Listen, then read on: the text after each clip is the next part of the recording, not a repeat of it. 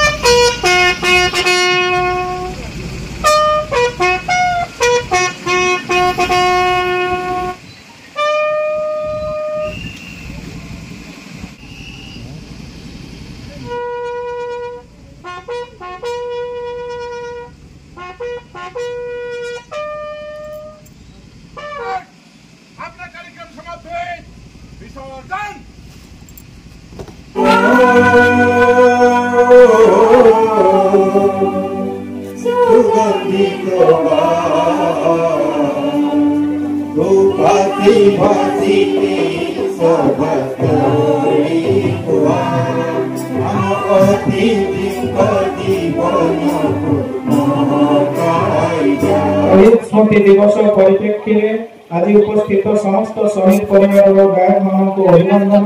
और स्वागत जनाई कार्यक्रम को शुभारंभ करुचे। यही कार्यक्रम आमर सौभाग्य जे आमर मुख्य अतिथि भाव में श्रीयुक्त सुरेश पुजारी माननीय मंत्री राजस्व एवं विपर्य परिचालन विभाग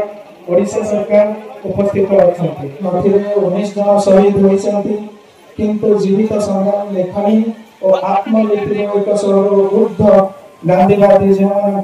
बयस 30 रु कम से आत्मदान कर स्वाधीनता संग्राम सहिष्णुति संसदर कोटि कोटि प्रणाम। आज आम अतिथि ये विप्लव माटी जड़े विप्लवी भारत वर्षर जड़े विशिष्ट छात्र नेता तथा आम प्रिय राजस्व मंत्री श्री सुरेश पुजारी महोदय आज आम गहन विप्लवी भूमि में पदार्पण कर जड़े विप्लवी विप्लव भूमि अपूर्व संयोग आम गहन आम प्रिय मंत्री समस्त विधायक जिला परिषद अध्यक्ष पूर्वतन अध्यक्षा एवं समस्त पदाधिकारी समस्त दल वर्ण निर्विशेष समस्त जनसाधारण शहीद संग्रामी परिवार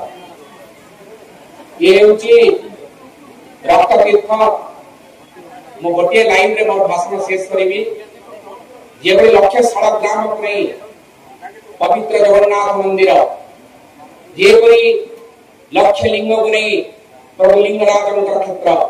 सेपरी शह शह शहीद कबर रे माटी टिया नवरंगपुर शहीद रक्त तीर्थर माटी एण जेते मन में गर्व आसे तुम्हें क्यों थारे जन्म नहीं से पार्टी बाहरी पड़े शहीद कबर उपर मोर जन्म होती माटी तेणु रक्त क्षेत्र तीर्थ स्थान 19 जन शहीद आत्मलिपि कहानी कहे ना शह शह संग्रामी नदी गर्भ को नहीं पड़ते शह शह संग्रामी शव को पानी भितर फिंगी दि जाता तेणु कहुए द्वितीय जालियानवाला बाग आपण जानी कार्यक्रम आज 52 वर्ष पहुंची मशाल यात्रा 40 वर्ष पहुंची 52 वर्ष भितर 11 राजस्व मंत्री मान आगमन आज आम अत्यंत खुशी आम प्रिय राजस्व मंत्री पहुंची शहीद संग्रामी परिवार कार्यक्रम तेणु आम कार्यक्रम से आम अतिथि आम धर्म से स्वागत कर कार्य परिचालन करने मुझे समस्त अनुरोध करुच्ची अनुरोध करी माननीय मंत्री को से बारंबार भूमि को आसतु एवं अधिक समय दे ये संग्रामी भूमि रे हम मान को उत्साहित करंतु बहुत बहुत गौरव विषय अपनाहांडी एई शहीद स्तंभ निकट में अनुष्ठित होतबा अगस्त 24 शहीद दिवस रे हमर मुख्य अतिथि श्रीयुक्त पुजारी महोदय एवं अन्यतम अतिथि गणशिक्षा मंत्री श्री नित्यानंद गंड एवं देश जो मैंने बलिदान देते 19 जन स्तूप स्थापन कर महत उद्देश्य रखिक देश को स्वाधीन करते मु अनुरोध करी एवं धन्यवाद देवी राज्य सरकार को यही शहीद पीठर उन्नतीकरण निमंते 6 कोटी अनुदान देते नवरंगपुर जिला तरफ धन्यवाद जनाऊँगी एवं अनुरोध करी यही माटी जो माटी चिपुड़े रक्त बाहर से माटीर लोक माने जो प्रकार यही अंचल विकास करने आपण मैंने आज संकल्प करंतु आम जिला केमी गाँव में गोटे भव्य गाँ हो पार से समस्ते चेष्टा कर आवश्यकता अच्छी खास करी पापड़ाहांडी आमर ब्लॉक ठारे मुख्य ब्लॉक गाँव में गोटे कॉलेज भी नहीं गोटे प्राइवेट कॉलेज अच्छी तार भित्तिभूमि एवं चेष्टा करने गणशिक्षा मंत्री को अनुरोध करी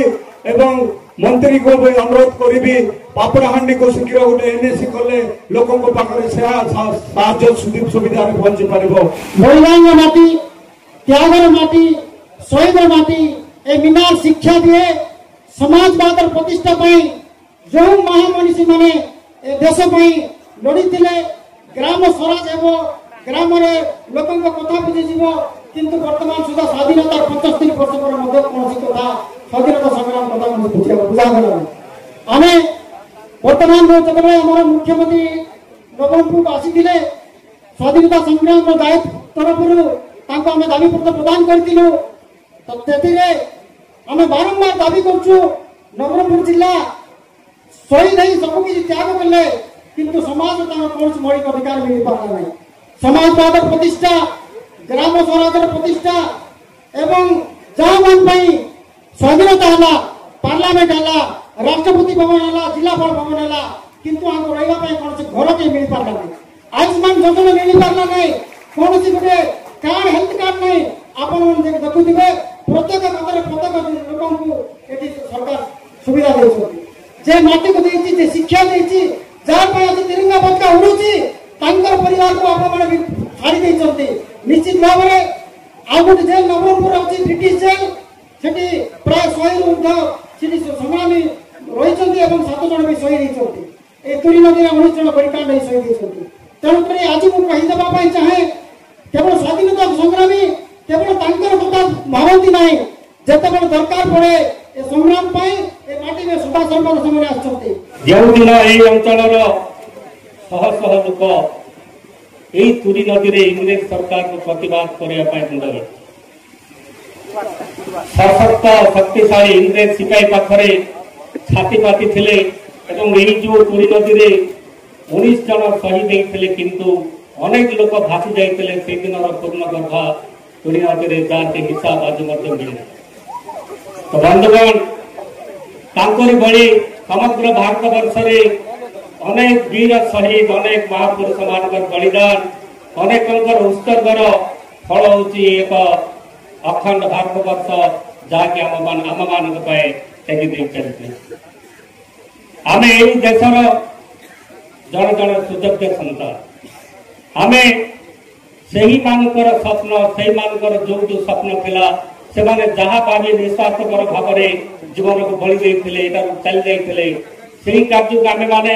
केते दूर नहीं आम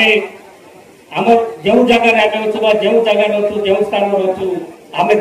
कौन करते से कथा चिंता कर आज आम से जो महान पुरुष से जो शहीद मानकर भारत स्वाधीनता इतिहास आम पूर्व पुरुष मान इतिहास जानवर आवश्यकता रही।